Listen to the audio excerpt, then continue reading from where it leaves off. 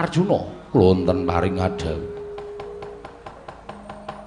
Pasar Ngamarta kae ana wong dodol kinang karo wong dodol werna-werna. Inggih. Ana ing pojok kulon wetan. Inggih. Sing dodol wadon. Menapa inggih? Iya. Aku ya mung lagi sak kliraman nalika aku mlaku tekan negara Ngamarta mau lho kaya ana bebakulan cilik-cilikan mongko anyaran ana ing kono. Sing dodol wadon. Inggih. Rada apik. Inggih. Mengko tak jak rono ning kowe rasah ngewangi Durna ya. Wah inggih ngestakaken dalu.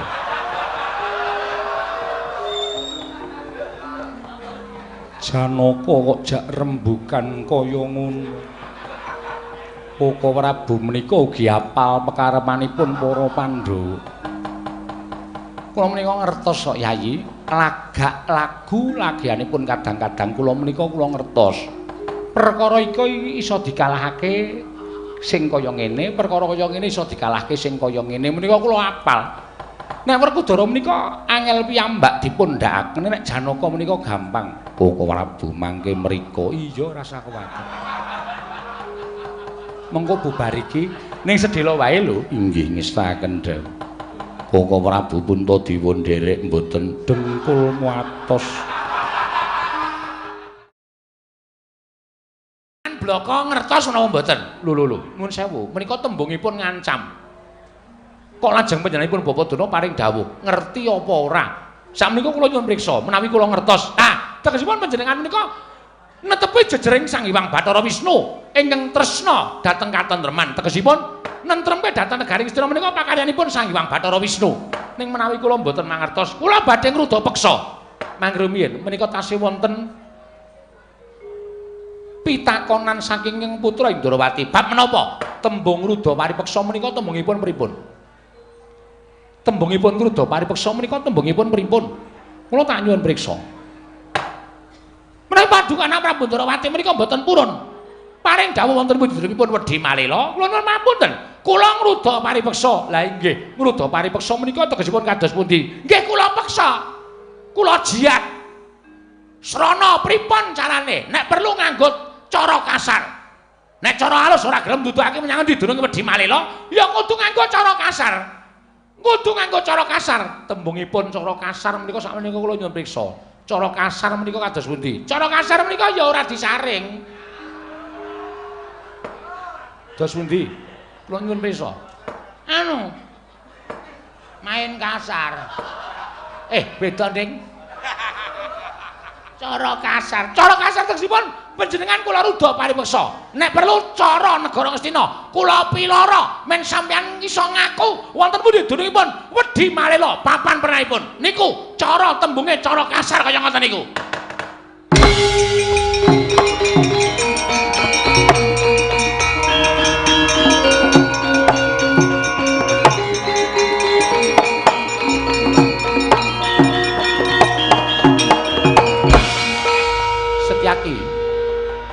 Setyaki kowe arep apa? Kala wau Koko Prabu paring dawuh supados kula ngaturaken sembah kalian Begawan Durna. Menika kula badhe ngaturaken sembah. Oh ya syukur. Tak kira nek arep ngopo lho, Begawan Durna. Kula ngaturaken sembah pangabekti kula kunjuk. Oh iya Setyaki syukur yen to tinarep buka atimu. Dene kowe ngaturake sembah karo aku plong. Lega rasane atiku dene ngaturake sembah karo Begawan Durna ya. Sembahmu tak tampa pengestuku tampatna Setyaki. Kula pundi engko jimat paripih dayana ning kasantosan. Ingkang salajengipun piye sateruse piye? Kula badhe nyuwun priksa. Kowe arep nyuwun priksa apa? Panjenengan mau paring dawuh menapa? Sing ngendi? Ingkang pungkasan. Sing ana tembunge tembung kasar. Dipeksa sarana kasar mau tembungipun kados pundi?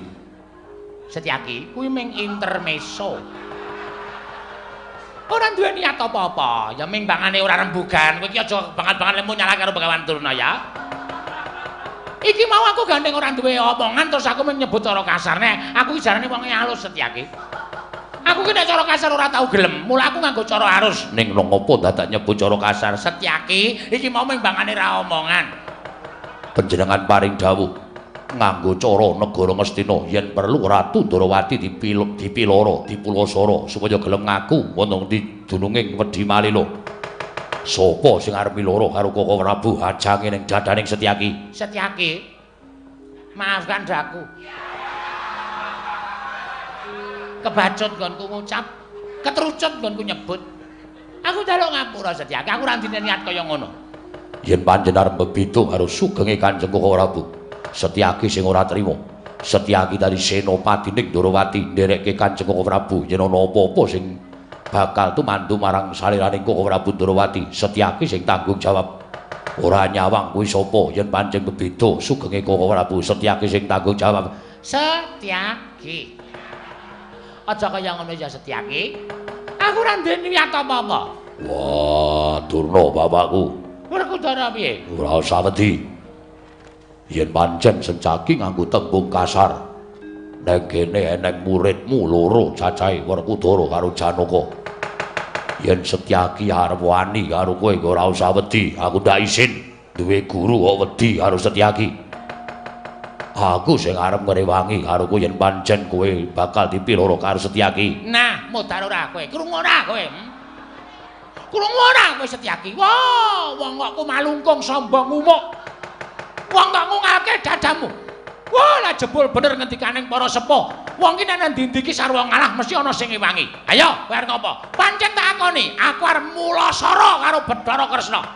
Nek pancen ora gelem ngaku nang ndi dununge Wedi Malila, Ratu Ndrawati bakal tak kulasara nganti ngaku lan nuduhake menyang ndi dununge Wedi Malila. Gugu karepe dhewe. Setyaki, Wonten dawuh. wis.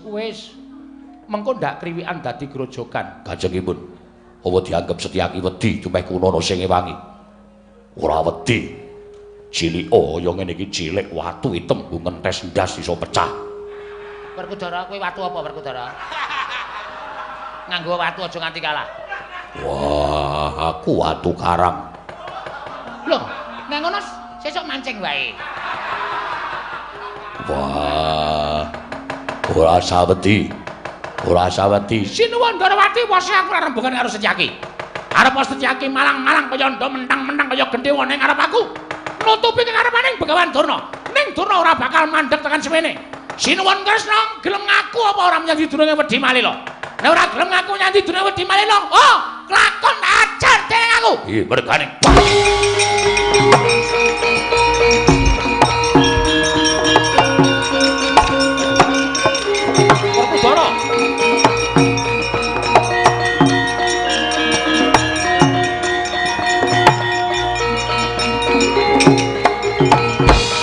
Werkudara.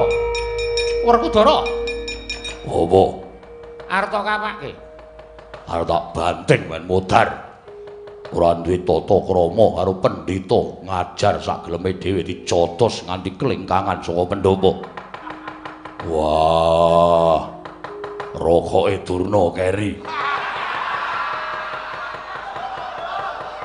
Ora dibanting bocah iki tuman wae. Nek kowe banting Setyaki tegese kowe wani karo aku. Wah, Kowe wani karo Nata Ndrawati apa piye? Kowe wani karo Kresna apa piye? Ya ngono apa piye? Ayo wangsulan. Wangsulan. wah, ora. Nek ora didoke. Setyaki diudunke aja diumbulke kaya ngono kuwi. Nek nganti Setyaki cilik loro gedhe ning apa-apane, aku ora ngurusi Pandhawa. Pandhawa arep kena ngapa-ngapa sak karepmu, ora usah sambat karo Nata Ndrawati. Urusana dhewe. Wah.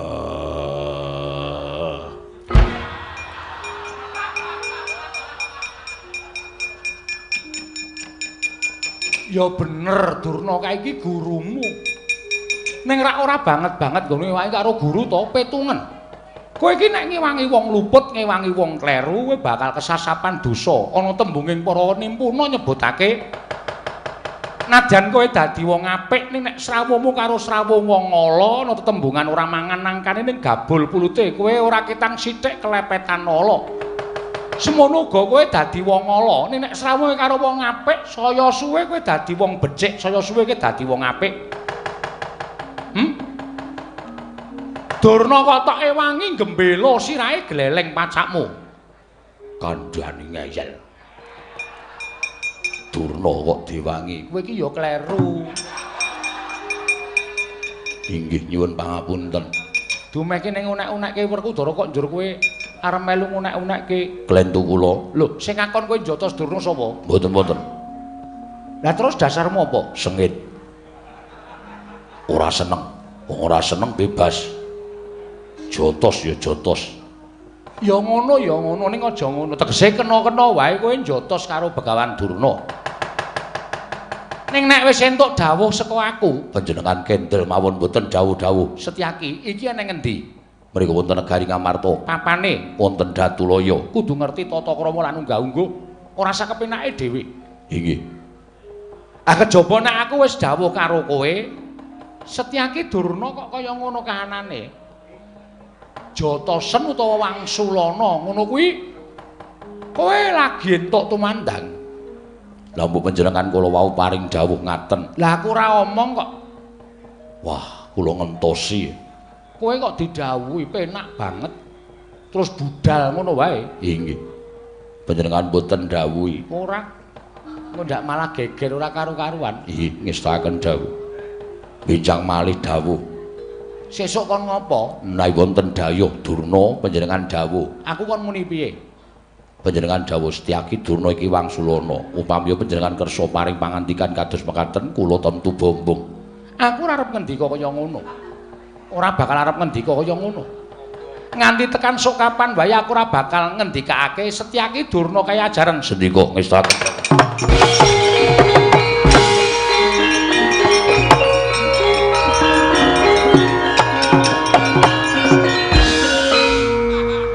ampet-ampet kok ya mesti ketrucut. Lah dalah Setyaki iki ya pinter banget. Ngubeng-ubengke perkara nganti aku nyebut tembung sing kaya ngono kuwi. Wah, gerangan Ratata. Kowe dadi muni Durna kon ngajar karo Setyaki, dudu Durna mungsuhe ning aku mungsuhe.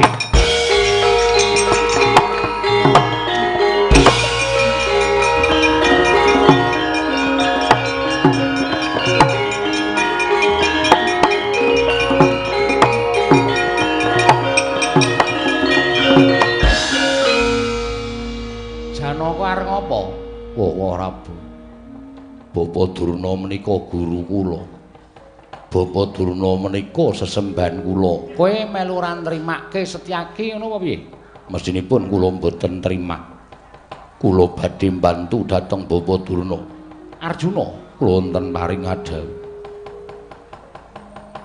Pasar Ngamarta kae ana wong dodol kinang karo wong dodol werna-werna. Inggih. Ana ing pojok kulon wetan. Inggih. Sing dodol wadon. Menapa inggih? Iya.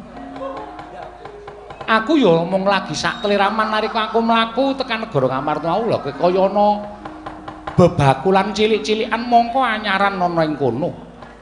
Sing dodol wadon. Inggih. Rada apik. Inggih. Mengko tak jak rono ning kowe rasah ngewangi Durna ya. Oh inggih ngestakaken jalu.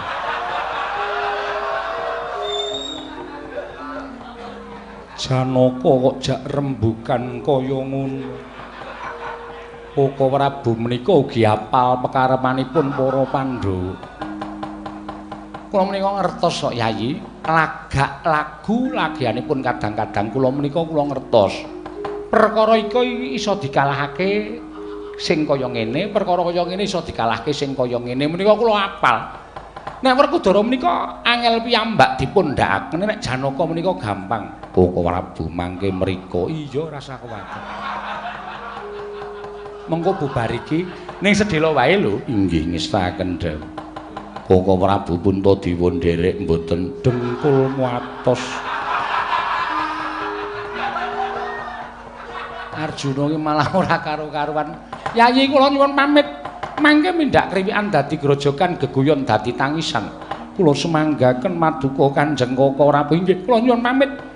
Werkudara menika mangke menawi ngantos merintahaken dhateng anak-anakipun tak malah mboten prayogi kawontenanipun. Koko Prabu sembah kula ingkang nggih para paduka.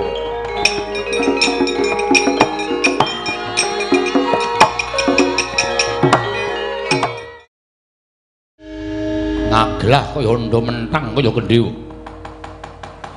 Ngendikaning bapa Menemban Durna, kowe ingkang wani nggendak sikara karo bapa Menembaning Sukalima ora sakokian gunung tanpa guna. Yen pancen kowe arep belani karo Begawan Durnayu, keroyoken Setyaki ora bakal tak tinggal loncat sugih kendel Bondowani. Oh babamu. Ora mingkat sing arep aku tak tebak datamune marganing patimu Sinalingna prapting lalis karta ngarep.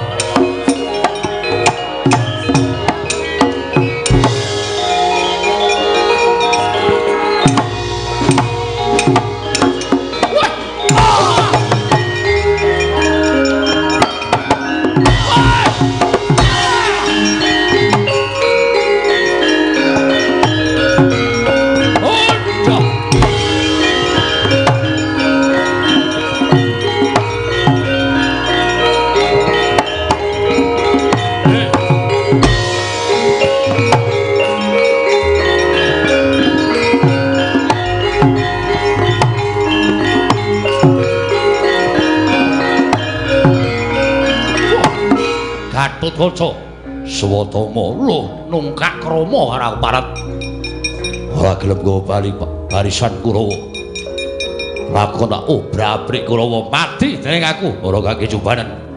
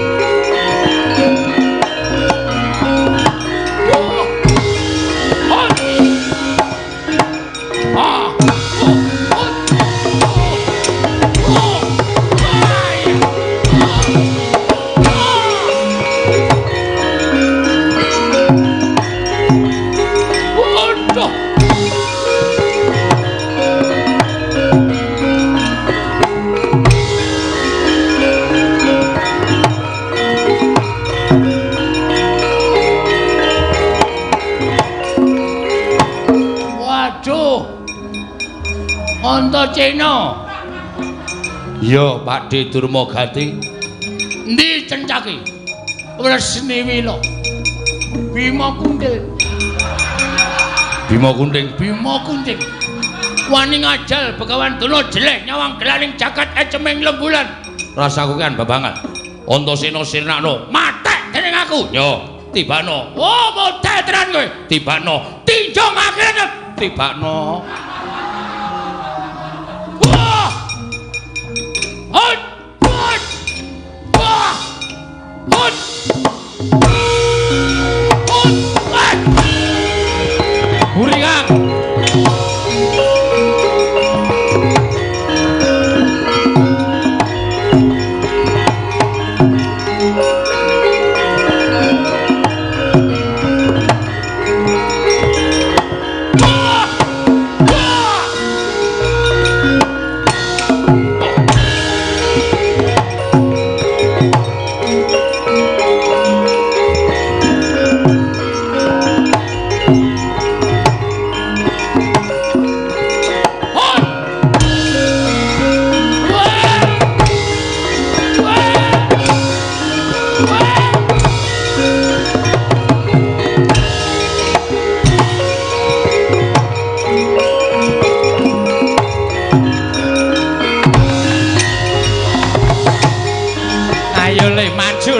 Aja mbok siji bareng para legane maju terus.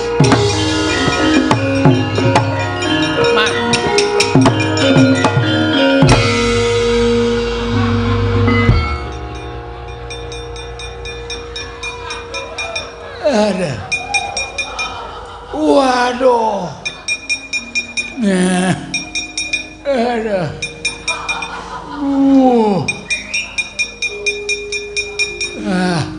Menos ratatanan. Tiba kok nibani makne cilik. Modar kowe. Aduh. Dur nun. Kena ngapa kowe? Selu dan full action. Omonganmu iki lho. Kula maju ta, Man? Ketemu kali Antaséna tak cumbali. Tak antem dadane gak apa-apa kula tonya lahi kula diis kelekaran. Sing kelekaran Antaséna, aku. Oh, kowe kula. Candhak sila kula babetke mbuli cus. Kula kontal teng awang-awang. Antaséna bengok belakang. Kula tiba bluk ngoten niku kali Antarja dupak lahi kula diis. Kekeje Antarja kula. Kok kowe terus to kalan? Ha iya. Balung ngoten Antarja candhak sila kula babetke mbuli sut. Kula wis batin tiba mesti diantil Gatotkaca. Mboten, Man. Lho. Tampani Gatotkaca teplek. Jak munggah dhuwur banget. Muing. Kula wis pikir iki dibuang ning bulan apa ya? Kali Gatotkaca duncalke cul kleang nibani cengele wong. Cengelku. Maca. Iya, alhamdulillah. Kowe ora rumangsaku kok seneng banget aku nibani cengele mane cilik. Pun kula adab cuwe banget, Man. Kapan kula iso nglalani Pati Cengkuni?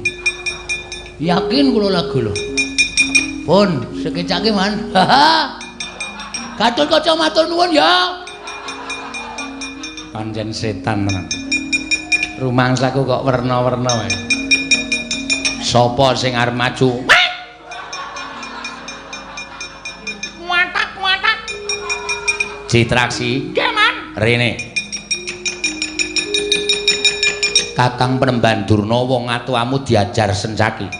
Nek cara aku ora trima. Pancen kula mboten nrimake. Lha kok ku ngowani sencaki ngajar karo Durna.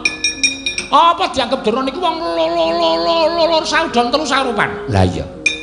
Mula Kurawa ngamuk ki mbelani karo Kakang Penemban Durna. Wis bener, Man. Kowe wani apa mbelani karo Kakang Penemban Durna? Lho. Aja dianggep wong cepete. Iya. Mung suwe Cetha Setyaki. Sesetyaki pun ngajar Begawan Durna. Nek nganti kula menang karo Setyaki, kula mengke dikira kula niku memanfaatkan Setyaki wis kesel kok tak ajar, kan mesake. Li. Li apa? Sesane niku lho. Liyane. Liyane. Setyaki diwangi karo Antarja. Wah. Antarja? Heeh. Antarja melu. Edan. Liyane Antarja. Ha Antarja wani ora? Blas ora wani. Liyane Antarja Antasena. Nah, wong loro niku kula ora wani, Mas. Loro kuwi ora wani. Loro niku ora wani. Liyane Antarja Antasena Gatotkaca. Edian nggih wong-wong telu niku sing kula singkiri. Ora jane kowe iki sing tak goleki mungsuhe sapa? Nenek wonten wedok. Oh. Caidan. Nek wedoke aku wong tuwa geliyak-geliyak. Edan tenan. Maman. Man. Piye? Nenek kula ora nyambut gawe dikira kuku kula niku Kurawa sing ora melu-melu karo kerepotaning para sata Kurawa. Ha nek arep maju to? Jelas maju. Sesampean kiper. Ya, maju perang ora bal-balan. Lah nggih. Kula tak maju perang. Maju perang mungsuhmu Ora milih mungsuh. Sapa sing ketok niku dadi mungsuh kula ajeng kula rajang-rajang kaya brambang kula ketok-ketok kaya lombok.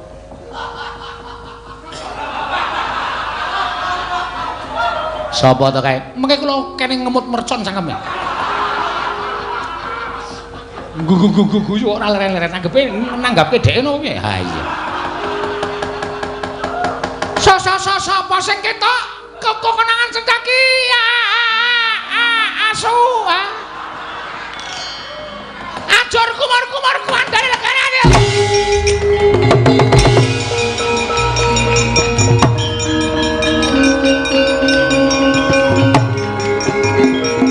Wedhus rata.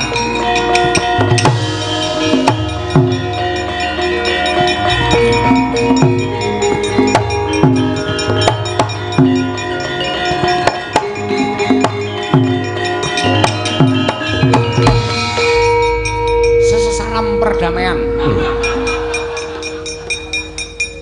Pak Distraksi. Antasena pancen ukarane. Melayu-melayu gembrobyos. Aku arep takon karo kowe. Sing nguncalke Dudu Durmagati pas cengle Sengkuni mau sapa? Kakang Garukaca. Nah. Garukaca rene. Piye? Garukaca rene. Yo. Karo wong tuwa orane ya? Yo. Wedi aku. Mripate kaya arep gogrok. Kang, nggih. Goleki Pak Distraksi. Ana apa? Kon nguntir gulune apa piye? Antasena. Aja salah komunikasi. Aku butuh Garukaca iki ora takon nguntir sirahku. Nek aku butuh rembugan. Kon rono Kang ngestokke dawuh Pak Di arep kocluk ning gawe Pak Di. Iya. Kocluk dasmu kuwi. Oh. Krungu Kang. Iya. Siwa. Bekti Kulawa. Tak tompo. Tak tompo. Bapak ngestune Pakde tampanono. Kula pundi nggo jimat paripit ning kasantosan. Garukaca. Wonten dawuh. Aku tak takon karo kowe. Kowe mau njunjung Pakde Durmagati. Inggih. Tok uncalke. Inggih. Kok iso pas cengle Patih Sengkuni. Mapan kula inceng. Edian kowe titis banget kowe. Nah, iki ngene. Mbok aku ya tulungono. Barengipun aku cekelen nunggahno sing dhuwur terus tutulung nguncalno pasno mbun-bunane Patih Sengkuni. Panjenengan badhe menapa wae? Wis kuwi apa kuwi? Kuwi dudu perkaramu. Lajeng Wis aku Umbulna sing dhuwur perna sinae pate senguni. Ngestaken dawuh. Benjang menapa? Sok Selasa. La ya saiki. Wah. Panjenengan sampun duka kula mboten ngertos. Ora ngerti kok iki ora tanggape sami to. Saiki umbana penerna sirahe pates ora geceke saka dhuwur. Sedika ngestaken dawuh.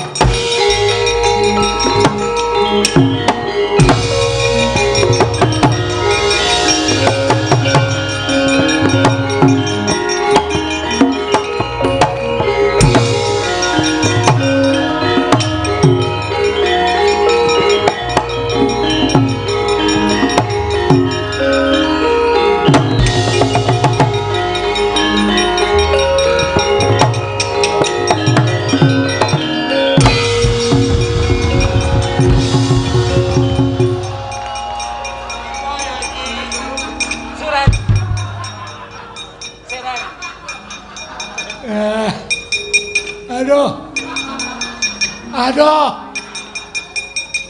edan iki jan lakon apa iki?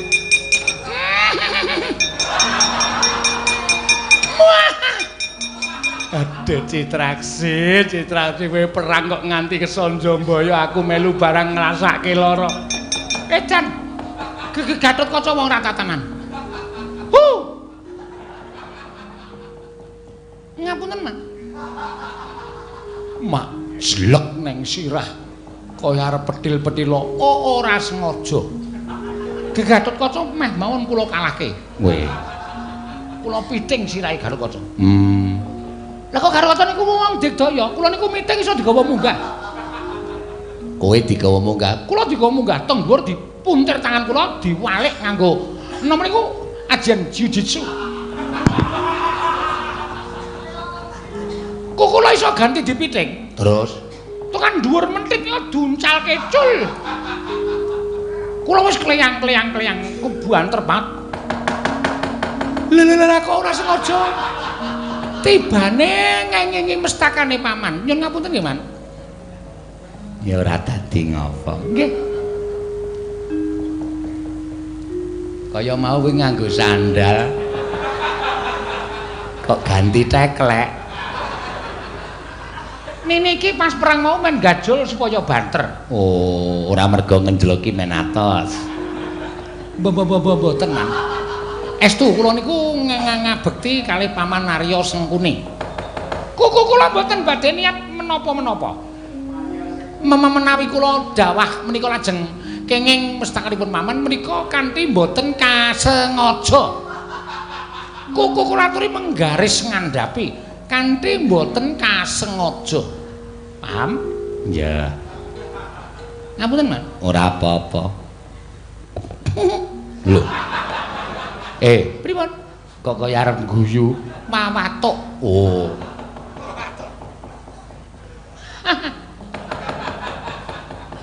Rumangsane apa dikira aku ora ngerti. Tenan, Man, kula mboten ajeng tumindak sing mboten-mboten. Estu mboten kula mboten niat napa-napa. Kurawa kok sajake wis entek, ngasole. Sencaki tak ajare. Estu napa? Tontonen.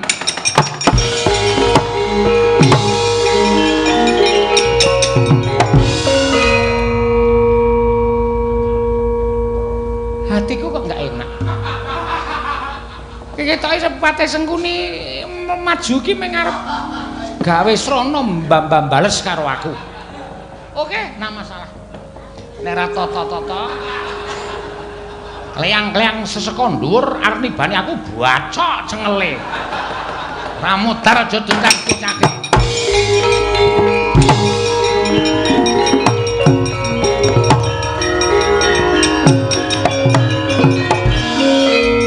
Eyang Patih. Iya.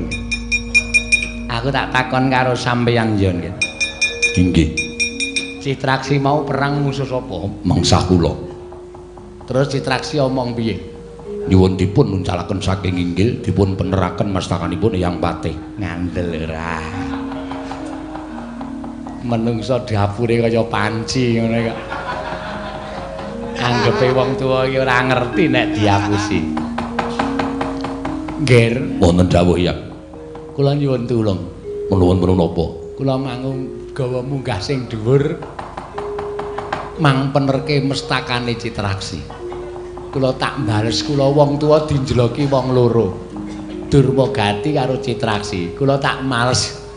Badhe males nggih ngestakaken dawuh. Sing luwih dhuwur men luwih tanja nggih ngestakaken dawuh.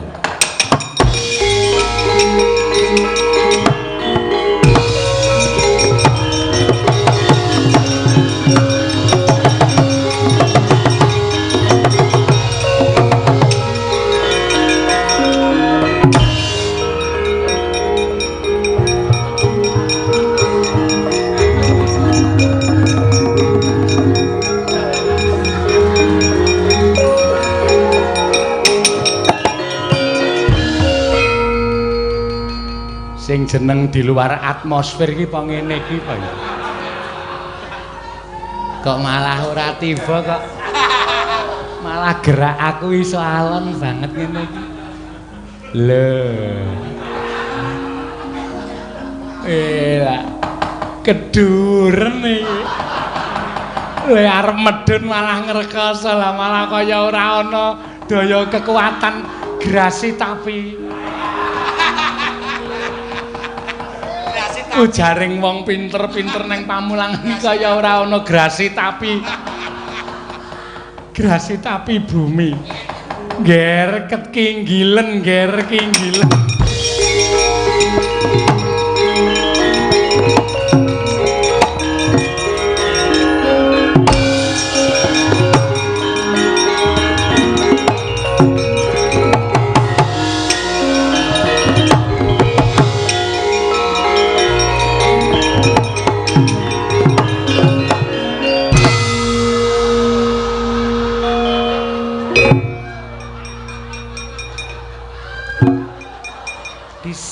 Senang di sana, senang di mana-mana hatiku senang.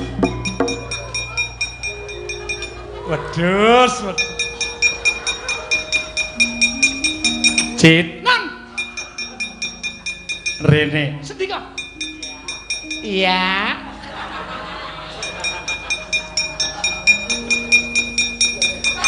Kowe kok ngerti to? Lho, kula niku wong limpat seprapat jagat wis tamat.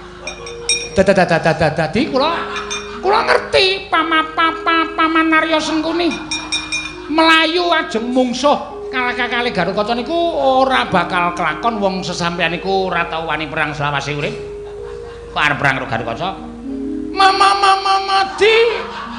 Mati. Mesti memeng arep bales kula. Kula tanggap nggo nyilih bendho sing nggo dodol degan. Sesampeyan kok kaya suwe le medun.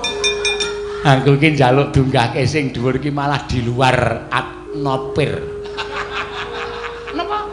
Di luar atmosfer. Sasampeyan iku wis klera-kleru. Wong tuwa ora tau pengalaman nek omong niku mbok dipikir. Sesampeyan biyen wingi ngelokke mobil bane gedhe kok layar lebar. Napa mboten kepirangan para Sata Kurawa? Nek ora dong niku takon ora sok pinter goblok ora jamak-jamak. Lah mobil kaya ngono kae jenenge bane layar lebar. Karang ketok iki kaya wis bener e.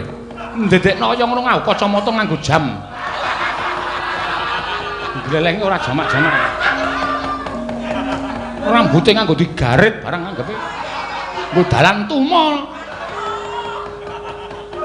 Ayo wong iki ya perlu aksi kaya. Ya mbok menawa iso. Ya ta. Wong iki ra ya nyoba-nyoba. Ora pengalaman. Senengane werna-werna ora. Mriko mlebu lho. Ya, lho kok sing ngakon malah kowe. Kowe iki sing takon mlebu kono. Lah kula jengkel karo sampean. Nggo karepe dhewe ra. Kakang Penemban Durna pripun? Kentos lalu gempol manyar-manyar duk ning Dungkul Wana dadi salah dadi wana. Ora ana sing iso dijagake para Sata Kurawa gedhabyah tanpa guna. Kokean jiwa ning ora ngrebda. Ora ana gunane babar blas. Mang semikir dhe mate. Setyaki Antasena Gatotkaca Antarja kuat nadai Kyai Cundamane. Mekuru karo kae babar.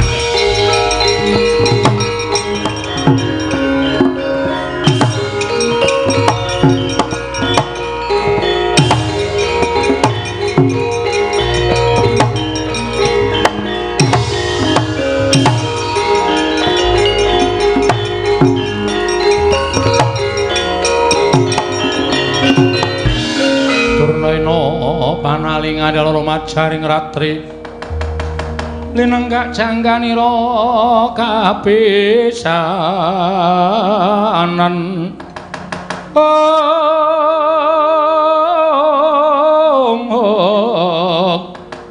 Haneng prang Bratayuda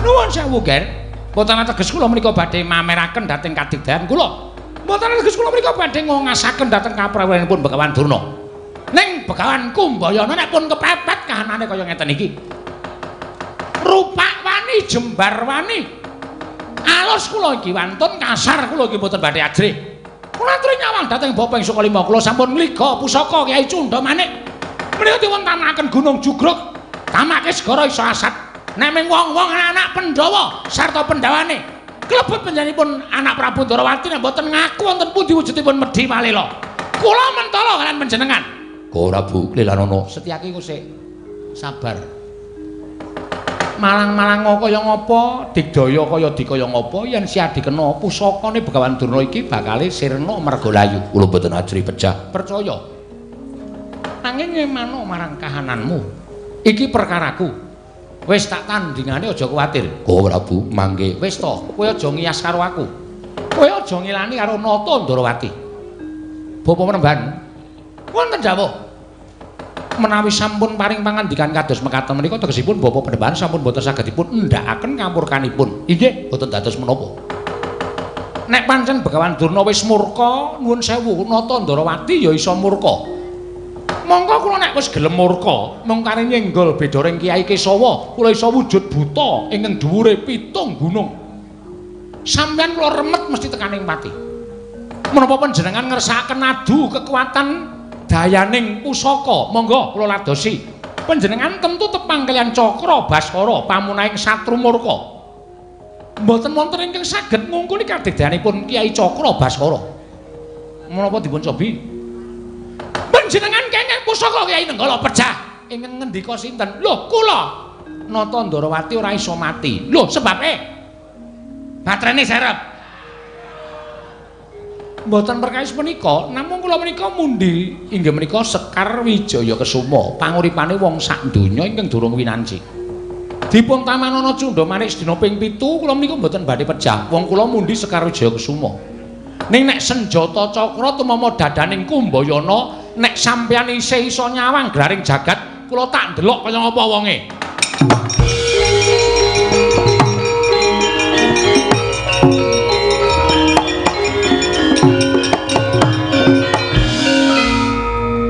terus pundi kok pusaka lajeng dipun sarungaken lho inggih kula nglenggana kok nggih panjenengan najan kula tamani Kyai Cunda Manik panjenengan boten saged seda wong nyatane panjenengan ngliga utawi mundi Sekar Wijaya Kesuma nek kula kenging Kyai Cakra Baskara kula pecah oh tentu panjenengan boten gesangaken kalian kula lah wong mungsuh durupke niku cara pundi mungsuh mati ya mati wong sing dijangka wong perang ki antaraning menang apa mati namung menika lah nek panjenengan pecah lajeng kula gesangaken malih lha perang ora rampung-rampung anggere mati urip meneh durupke meneh mati durupke meneh nggih pancen menika mboten badhe rampung-rampung nah pecah nggih sampun pecah sare ngaten kemawon lajeng menawi pecah nenggo gesang wah menika mboten rampung-rampung menika mboten sae kedadosanipun inggih nah itulah mekaten lajeng saenipun Bapa Penemban ingkang saged dipun sebat naminipun menika mboten badhe mboten wonten dunungipun. Kemanten Bapa Penemban Durna menika saged mbudidaya. Nyatanipun tiyang gesang wonten ing alam padang menika kinanteran akal lan budi menika kinarya mbudidaya. Sampun ngantos gumantung dhateng pambiyantunipun tiyang sanes mangke mindak boten prayogi. Menapa-menapa ing saged dipun sebat menika tertentu wonten dunungipun wonten ing jagat pitados kaliyan kula. Dados menawi paduka Bapa Penemban Durna menika ngupaya Wedi Malela sampun saged sinebut naminipun Wedi Malela. Tartemtu wonten dunungipun tegesipun tartemtu gumelar wonten ing jagat namung gumantung Bapa Penemban Durna menika kersa ngupaya lan budidaya menapa mboten. Menawi mboten inggih slaminipun mboten badhe pinanggih. Ning nek budidaya Gusti paring pepadang tumraping wong kang budidaya akeh sing saged pinanggih Bapak Penembantuna. Oh iya, nyuwun pamit, Ger, nyuwun pamit.